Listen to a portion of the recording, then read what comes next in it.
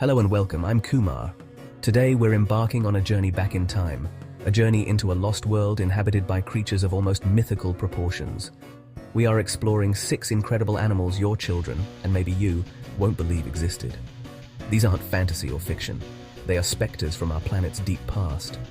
Phantoms etched into the fossil record. They walked this very Earth.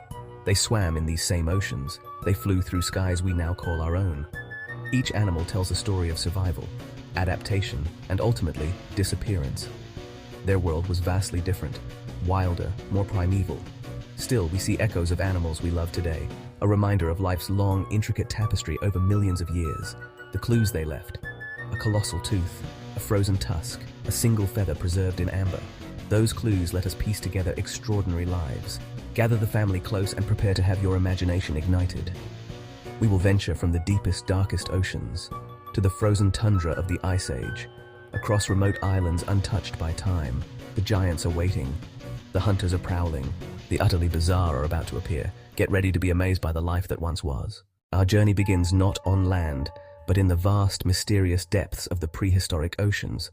For millions of years, these waters were the dominion of a predator so immense, it makes even the most fearsome sharks of today seem modest by comparison. Its name means big tooth, and it is a name that was truly earned. This was the realm of the Megalodon. To comprehend its scale is a challenge for the imagination. An adult Megalodon could reach lengths of up to 60 feet, perhaps even more.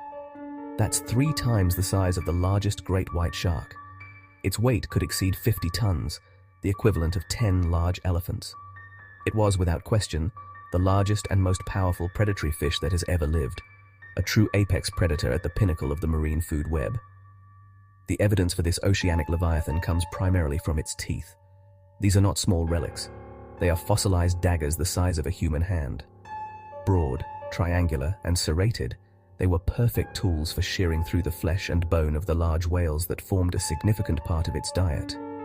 Its jaws, wide enough to swallow 2 adult humans side by side, could generate a bite force that would crush a small car with ease. Imagine the world. The ancient seas, warmer and teeming with life, were its hunting grounds. It was a creature born of power, a silent, colossal shadow patrolling the continental shelves. We now leave the ancient oceans and travel forward in time to a world locked in the grip of ice. This is the Pleistocene epoch, the Great Ice Age. Here, wandering across the vast frozen mammoth steppe, lived the woolly mammoth. Instantly recognizable, like modern elephants, perfectly sculpted by its environment. It stood as tall as an African elephant, around 11 feet at the shoulder, far more robust, a dense store of energy against the cold. Its most defining feature, the magnificent coat. Not just hair, a complex multi-layered defense. A fine, dense undercoat close to the skin. Over this, a cloak of long, coarse guard hairs, some over 3 feet long. Those guard hairs shed snow and break the wind. This insulation was vital in extreme cold. Beneath the skin, a thick layer of fat up to 4 inches. Fat provided insulation and energy reserves when food was scarce. Even its ears were small to minimize heat loss. Every aspect of its anatomy, a masterclass in cold adaptation. Its blood may have had antifreeze-like properties. Then the tusks, curving dramatically upwards and outwards. The largest could be over 15 feet long. Tusks were essential tools, sweeping aside deep snow, uncovering buried grasses, sedges, shrubs. Tusks were also weapons against predators, saber-toothed cat, cave lions, and used in ritual combat between males. From the vast, icy plains, our journey now takes us to a tiny, isolated paradise. We land on the island of Mauritius in the Indian Ocean, long before it had a name. Here, in the lush tropical forests, lived a bird unlike any other. A bird whose name has become synonymous with extinction itself, the dodo. The dodo was a large, flightless bird, a relative of the pigeon and dove, though one would be hard-pressed to see the family resemblance. It stood about 3 feet tall and weighed perhaps 40 pounds. With a plump body, stubby, useless wings, and a large, hooked beak, its appearance was certainly peculiar. It was a bird that could only have evolved in a place with no ground-based predators. For millennia, Mauritius was just such a place. The dodo had no enemies. It could wander the forest floor at its leisure, feeding on the fallen fruits that were abundant there. With no need to fly to escape danger or to find food, its wings gradually shrank over countless generations until they were little more than tiny flaps. Its breastbone, which anchors the powerful flight muscles in other birds, was similarly reduced. It was, by all accounts, a placid and trusting creature. Having never known a predator, it had no innate fear of them. This complete lack of fear, this innocence, would prove to be its undoing. The world, unfortunately, was about to arrive on its shores, and it would not be friendly. In 1598, Dutch sailors were the first humans to set foot on Mauritius. To them, the island was a paradise, a perfect stopping point to replenish. We return now to the Ice Age, to the same world roamed by the woolly mammoth. But this time, we're not looking at the gentle giants. We're stalking the shadows for the hunter that preyed upon them. This is the Smilodon, the saber-toothed tiger. First, a clarification. Despite its popular name, it was not a tiger. It was a distinct genus of feline, a powerfully built predator. Its fame comes from one astonishing feature: its canine teeth, colossal curved daggers. They could reach over 11 inches, extending far below the lower jaw, yet they were surprisingly fragile, long and thin side to side, not for crushing bone, but for a precision killing bite. The Smilodon was a beast of immense power, not built for speed like a cheetah, more like a modern bear. Muscular, short neck, deep chest, huge forelimbs. An ambush predator, built to wrestle massive prey to the ground. Imagine the hunt, a Smilodon, possibly in a social group, stalking prey. A young mammoth, a giant ground sloth, a bison. Using stealth and power, it would launch a surprise attack, grapple and pin the animal. Only then would the sabers come into play. Its jaws could open to about 120 degrees, almost double a lion's. Then a single deep stabbing bite to the throat or belly. The goal: sever major vessels, cause rapid blood loss, a swift kill. High risk, high reward. A broken saber could mean death for the cat. Our next creature takes us to the vast grassy plains of South Africa in a much more recent past, here in the 18th and 19th centuries. It looked as though an artist had started painting a zebra, but had run out of paint halfway through. This was the quagga. The quagga was a subspecies of the plain zebra with a unique and striking coat pattern. The front half of its body was marked with the familiar bold brown and white stripes: head, neck, shoulders.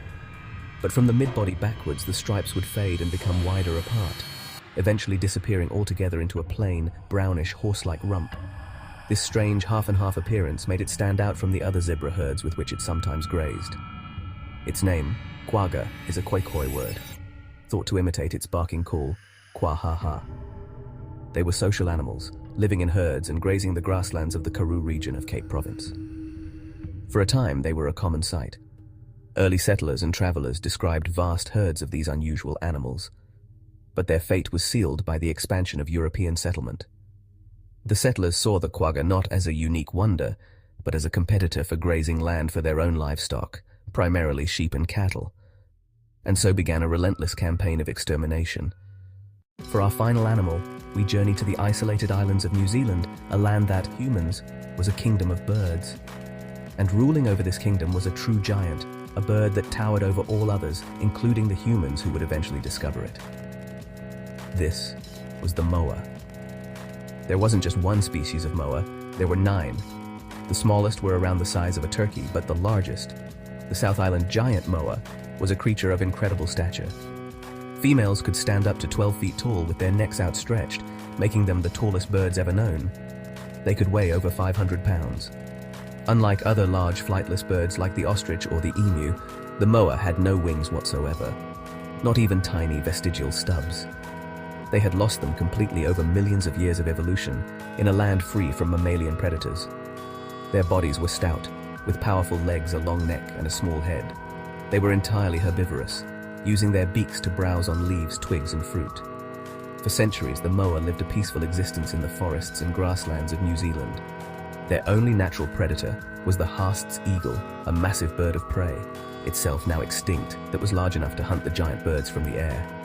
It was a balanced ecosystem, a world perfectly in tune with itself. From the colossal Megalodon in the depths of the ancient seas to the towering moa of New Zealand, we've journeyed through time to witness life in its most spectacular and sometimes tragic forms. We've seen the sheer power of the saber-toothed tiger, the gentle majesty of the woolly mammoth, the trusting innocence of the dodo, and the strange beauty of the quagga. These creatures are gone, but their stories are imprinted on our planet forever, serving as powerful echoes from a world we can now only imagine. Their tales are more than just amazing facts for our children. They are lessons They teach us about adaptation, about the interconnectedness of life, and about the profound and lasting impact our own species can have on the natural world.